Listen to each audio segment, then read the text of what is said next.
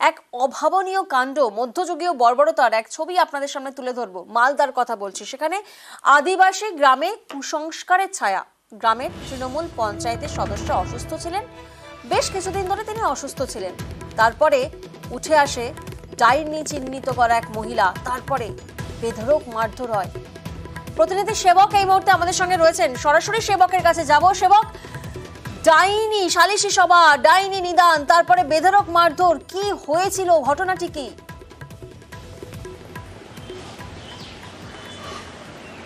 একদমই, দেখো তুমি যেমনটা বলছিলে, মধ্যযুগীয় বর্বরতার একটা ছবি দেখা গেল মালদহের ভাবুক পঞ্চায়েত এলাকায়। আদিবাসী অধ্যুষিত গ্রাম, যে গ্রামের স্থানীয় পঞ্চায়েত সদস্য তিনি তৃণমূলের, তিনি অসুস্থ বেশ কিছুদিন ধরে, আর তার জন্যই ডাইনি হিসেবে চিহ্নিত করা হলো এক নিরীহ মহিলাকে। শুধু চিহ্নিত করা নয়, জোর করে নিয়ে যাওয়া হয়েছিল পাশের গ্রামে এক গুণিনের কাছে, এবং গুণিন শারীরিকভাবে অত্যাচার করেন। এরপর চিহ্নিত করেন যে না, এই নিরীহ ভদ্রমহিলা তিনিই নাকি ডাইনি, এবং তার জন্যই অসুস্থ হয়ে রয়েছেন পঞ্চায়েত সদস্যা। আর কি, এরপরেই অত্যাচার, হেনস্থা, সালিসি সভা, সব মিলিয়ে বেধড়ক নির্যাতন, বেধড়ক মারধরের শিকার হলেন এক নিরীহ মহিলা, যাকে মারধর করা হলো মেয়েদের সামনে, এবং মেয়েরাও মাকে বাঁচাতে গিয়ে কিন্তু রক্ষা করতে পারেনি। জোর করে মারধর করে। তুমি আমাদের সঙ্গে থাকো, কি অত্যাচার হয়েছে সেই নির্যাতিতার সঙ্গে শোনাবো আপনাদের তাঁরই মেয়ের মুখ থেকে। সবাই বলছে ওই যে আমার মা খারাপ করছে সবারই, তার জন্য বলে, মানে ওর মুখটা দেখার জন্য সবাইকে খারাপ করে দিচ্ছে। কার টাকা জুটে না, কার কি জুটে না বলে, মানে অসুস্থ হয়ে পড়ে আছে, ভালো হয় না। আমার মাকে জিজ্ঞেস করছে, বলছে তুই কি মানুষ আছিস বল। তো আমার মা বলছে আমি বুঝতে পারছি না আমি তো মানুষ আছি। আর ওরা বুঝে না, কিছু বুঝে না। না মিথ্যে বলছিস ওরা বলছে। লাত দিচ্ছে, কি দিচ্ছে, মার দিচ্ছে, ওরা যা ইচ্ছে তা করছে। আমরা দেখে শুনে আমার মাকে অনেকে মারতে দেখেছি। সেবক, আরো একটি প্রশ্ন তোমার কাছে রয়েছে। হঠাৎ করে এই মহিলাকেই কেন চিহ্নিত করা হলো ডাইনি হিসাবে? যারা চিহ্নিত করেছেন তারা কারা?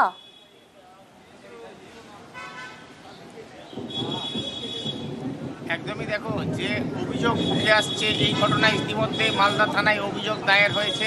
তৃণমূলের যিনি পঞ্চায়েত সদস্যা, তার স্বামী সহ 18 জনের বিরুদ্ধে অভিযোগ দায়ের হয়েছে, এমনটাই আমরা জানতে পাচ্ছি।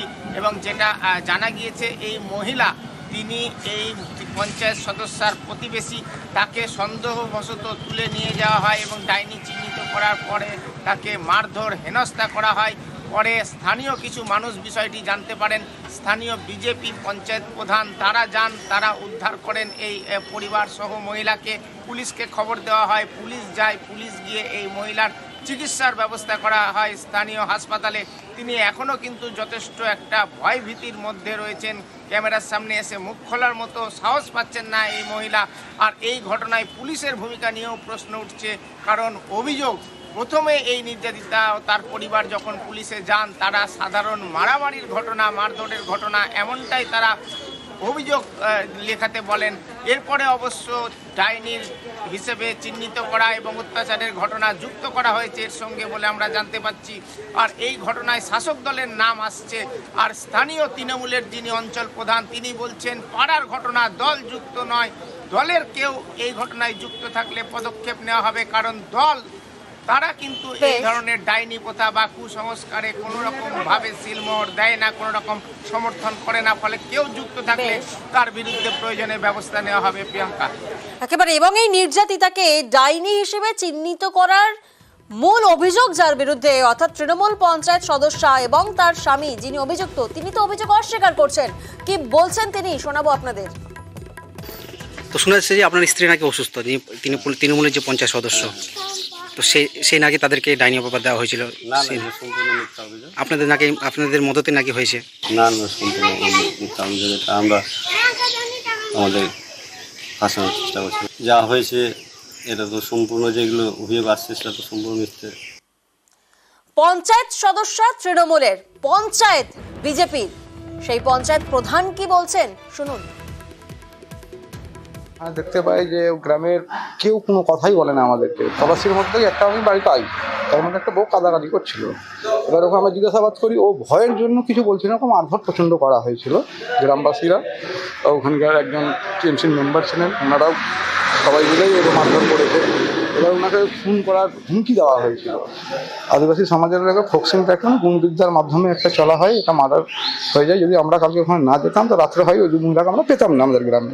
এই জিনিসটা ঠিক না, এই জিনিসটা আমাদের সচেতন করা যাক যে এই জিনিসটা যেন না হয় আমাদের ভাবুক এলাকা বা কোথাও। অভিযোগ তৃণমূল পঞ্চায়েত সদস্য এবং তার স্বামীর বিরুদ্ধে তৃণমূল অবশ্য পাশে দাঁড়ায়নি। ওদের পাড়ার ব্যাপার, আমি বুঝতে পারছি যে ওখানে আমাদের মেম্বার আছেন, সে ঠিক আছে, কিন্তু পাড়ার ব্যাপার, এটা পাড়ার ব্যাপারটাকে একটা পার্টির ব্যাপার আলাদা ব্যাপার।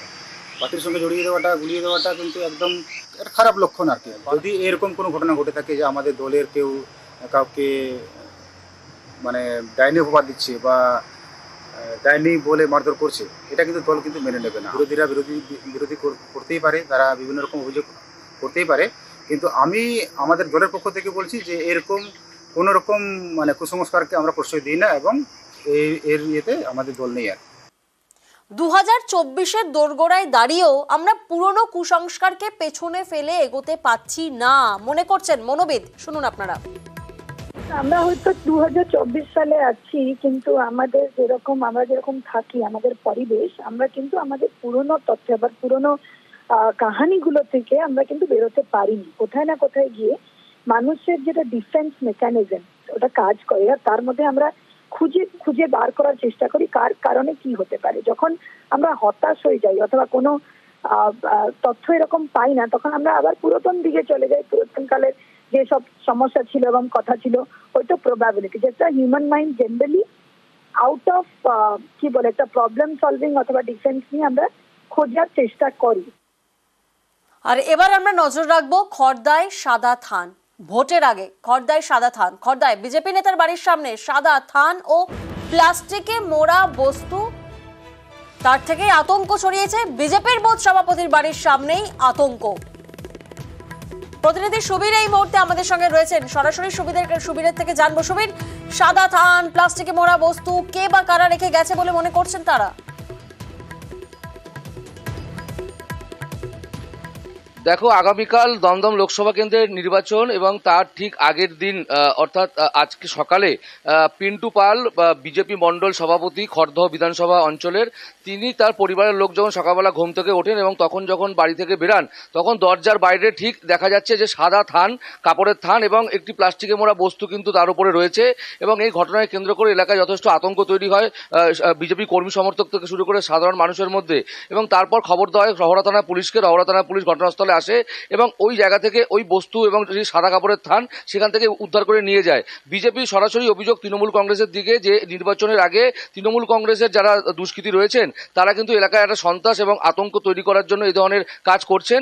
পাশাপাশি তৃণমূল কংগ্রেসের তরফ থেকে সমস্ত বিষয় অস্বীকার করা হয়েছে। তারা বলছেন ওই এলাকায় বিজেপির একটা গোষ্ঠীদ্বন্দ্ব রয়েছে এবং এই গোষ্ঠীদ্বন্দ্বের ফলেই কিন্তু এই ধরনের ঘটনা বলে কিন্তু তৃণমূল কংগ্রেসের পক্ষ থেকে বলা হচ্ছে। বেশ, আমরা ভোর 6টার সময় দরজা খুলে দেখছি সাদা কাপড় একটা থান রাখা। তো আপনারা কি আতঙ্কিত রয়েছেন? নিশ্চয়ই আতঙ্কিত রয়েছে। কালো প্লাস্টিকের মধ্যে কি এখনো বুঝে উঠতে পারছি। থান নয়, বুঝতে পারছি যে খুনের হুমকি, মারা গেলে থান পড়তে হবে, কিন্তু কালো প্লাস্টিকে কি আছে সেটা তো বুঝে উঠতে পারছি না এখন পর্যন্ত। থাকবোই তো আতঙ্কে, বাচ্চা নিয়ে ঘরে কাছে, আশেপাশে বাচ্চারা রয়েছে। আমার যা মনে হচ্ছে, কারণ সে হলো ভারতীয় জনতা পার্টির আমাদের একনিষ্ঠ কর্মী, বুথ প্রেসিডেন্ট, তাকে রোখার জন্য টিএমসির হারমাত বাহিনী আপ্রাণ চেষ্টা করবে। যারা একনিষ্ঠ কর্মী বিজেপির, তাদেরকে ভয় না দেখিয়ে তারা তো আর কিছু করতে পারবে না। কি রাখা গেল বাড়ির সামনে বুঝতে পারছি না তো। থান একটা রেখেছে, একটা কালো প্লাস্টিকের মধ্যে একটা বস্তু রেখেছে, যেটা আমরা হাত দিতে ভয় পাচ্ছি। প্রচন্ড আতঙ্কিত, পরিবার বলে না, এলাকার লোকরাও আতঙ্কিত হয়ে রয়েছে। তৃণমূল কংগ্রেসে এত দুর্দশা পড়েনি যে ওনার বাড়িতে সাদা থান পাঠাবে। আমি ওকে খুব ভালো মতন চিনি। এরা বিজেপি হচ্ছে, এরা সব মাতাল বিজেপি। এরা পুরোপুরি এদের গোষ্ঠীদ্বন্দ্ব। রাত্রিবেলা মদ খেয়ে একজনের সঙ্গে আরেকজনের গন্ডগোল, ওদের ভাগ বাটোয়ারা নিয়ে গন্ডগোল, টাকা পয়সা যা ভোটের নির্বাচনের জন্য যা খরচ এসছে ওই টাকা পয়সা নিয়ে গন্ডগোল। ওই একজনের বাড়িতে একজন পাঠিয়েছে, এর সঙ্গে তৃণমূল কংগ্রেসের কোনো যোগ নেই। আর পার্টি, আমাদের পার্টি এই ধরনের পার্টির কোনো মেম্বার এই ধরনের কাজও করে না।